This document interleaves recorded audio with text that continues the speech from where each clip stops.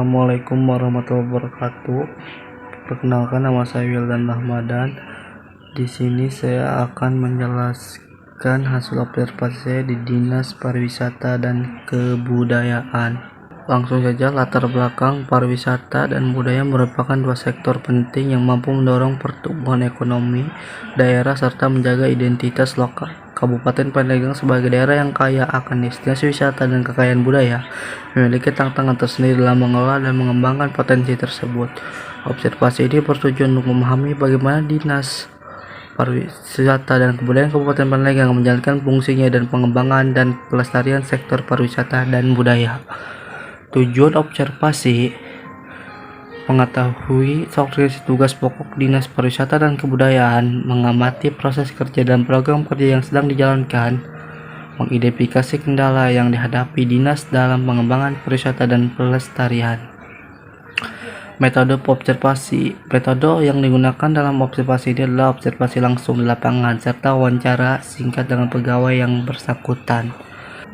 Program-program unggulan Dinas Kebudayaan dan Pariwisata Kabupaten Pandeglang. Yang pertama itu ada gopandeglang.com.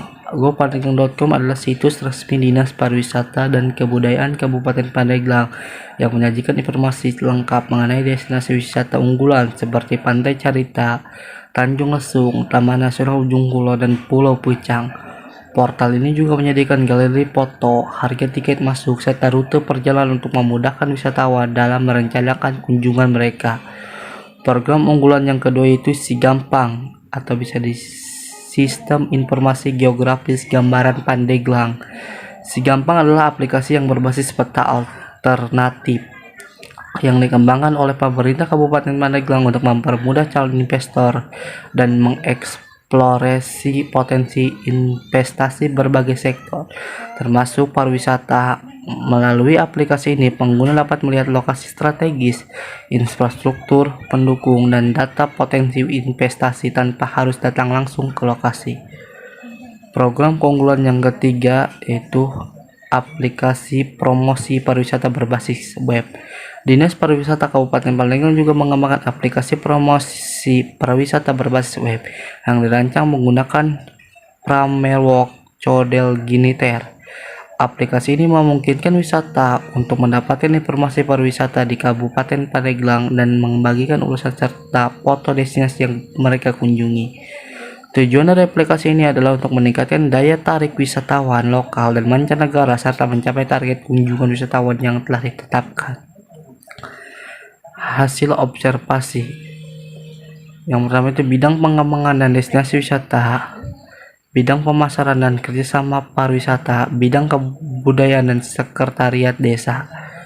Struktur dan fungsi desa. Dinas Pariwisata dan Kebudayaan Kabupaten Pandeglang memiliki struktur dari berbagai bidang.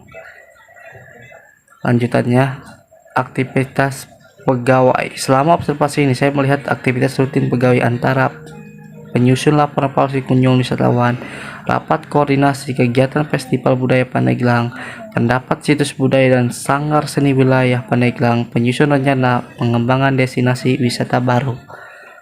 Selanjutnya, sarana dan prasarana. Fasilitas kantor cukup memadai, dilengkapi ruang kerja berbidang, ruang rapat dan dokumentasi. Tersedia juga peta wisata dan digital destinasi dan inventarisasi budaya lokal.